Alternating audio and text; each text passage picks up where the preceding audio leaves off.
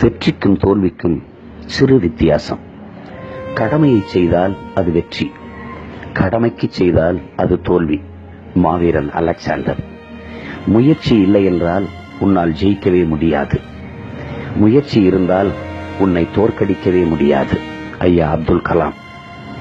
தன் மீது விழும் ஒவ்வொரு அடியும் தன்னை ஒரு சிற்பமாக்கும் என்று கல்லுக்கு தெரியாது. ஐன்ஸ்டீன். உன்னை தாழ்த்தி பேசும்போது ஊமையாயிரு, உயர்த்தி பேசும்போது செவிடனாயிரு. வாழ்வில் எளிதில் வெற்றி பெறுவாய். விவேகானந்தர்.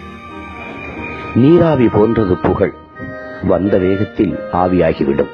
Abraham Lincoln.